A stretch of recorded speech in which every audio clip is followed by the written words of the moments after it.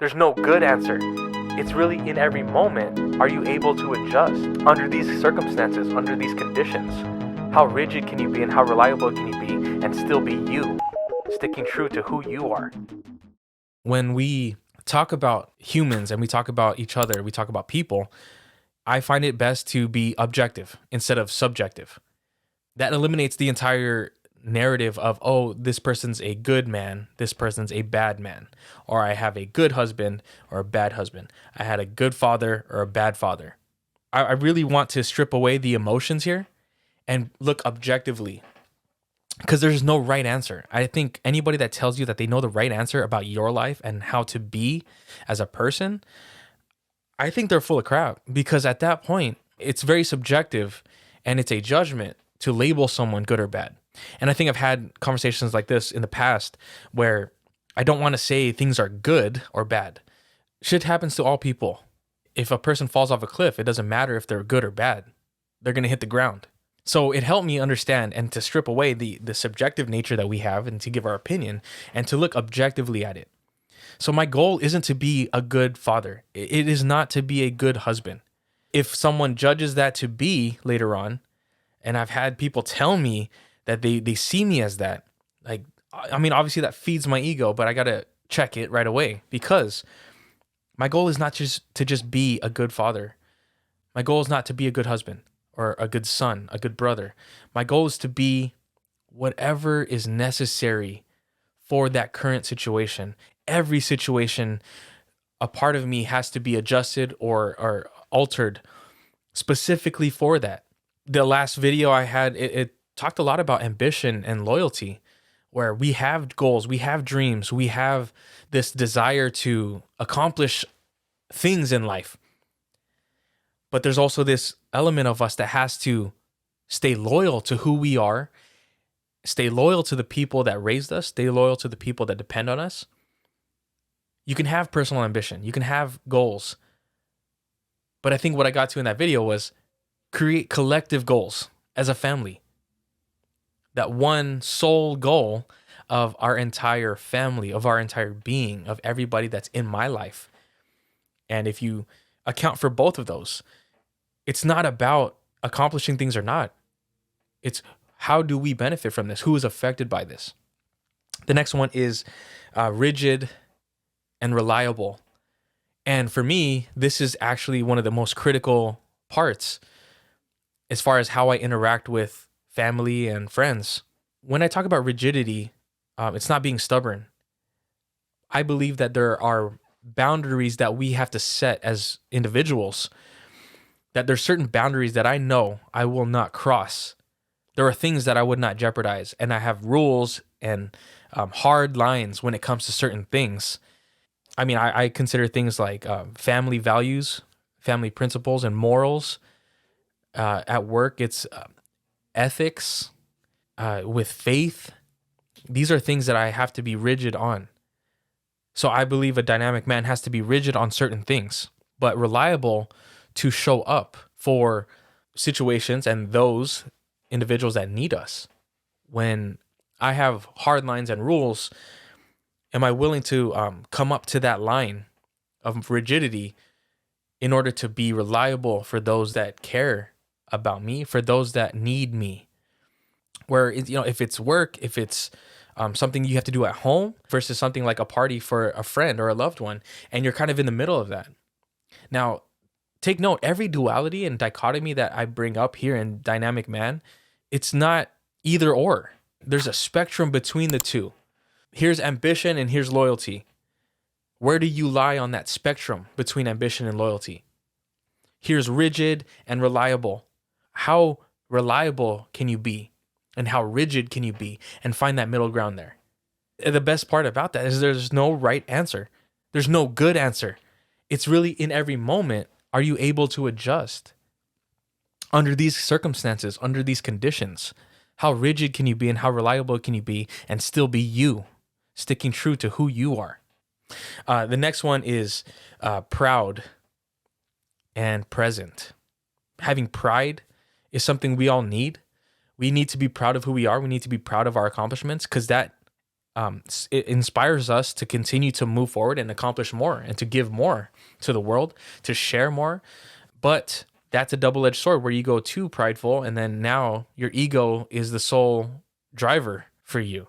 And that's also not healthy. So to check that, we use presence in this given moment. All the accomplishments that I've had in the past don't exist right now. In the present moment, the best thing that I can say that exists right now is I am breathing, that I have a home to live in, I have a roof over my head, I have clothes to wear. I have a family that's here with me. In this present moment, I can have trophies, I can have licenses, all this money that I accomplish, or making amazing feats, and have pride in that. But remember, in the present moment, that's already done. It doesn't exist today.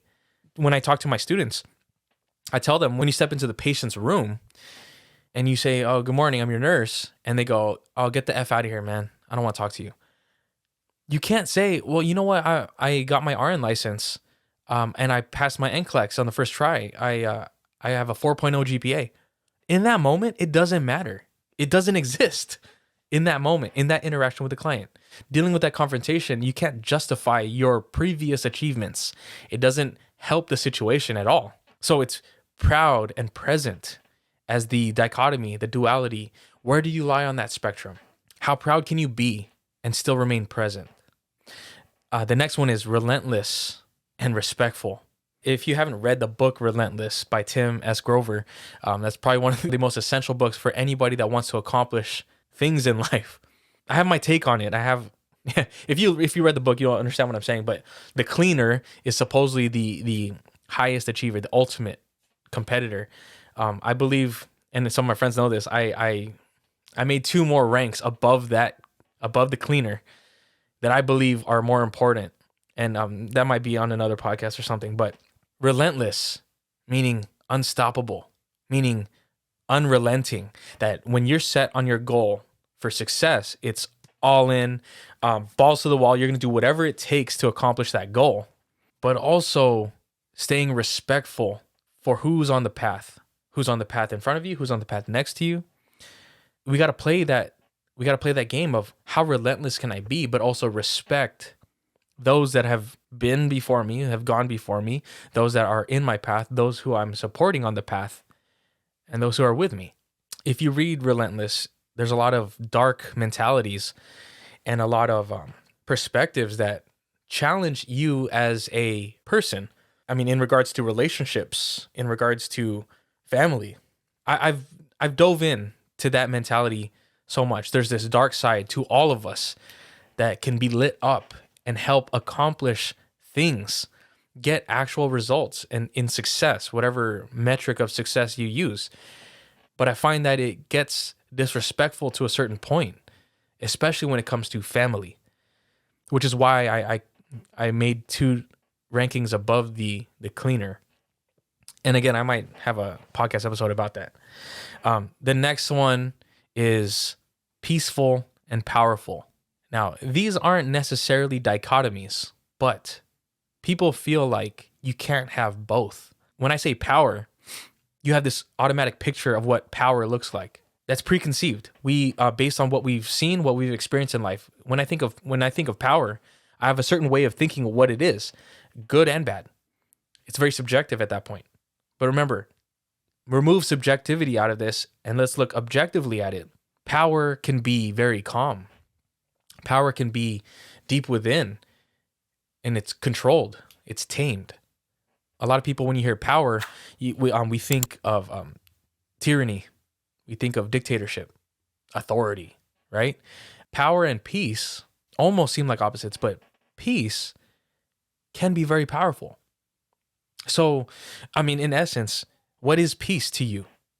People imagine, if I say peace and you just visualize a calm ocean, a serene ocean, someone meditating, calming music, the beach, the park, Zen, vigil, church. These are things that we consider peaceful. But sometimes peace, internal peace, is sitting in chaos and still finding who you are, still finding your center, the center of who you are. Now, where do you lie with peace and power? Can you reconcile the two? I believe peace and power are not two sides of a coin. I think peace and power make up the edge around the coin, and whatever coin it is, heads or tails, any duality, peace and power can exist together, and they are pretty much one if you really look at it objectively.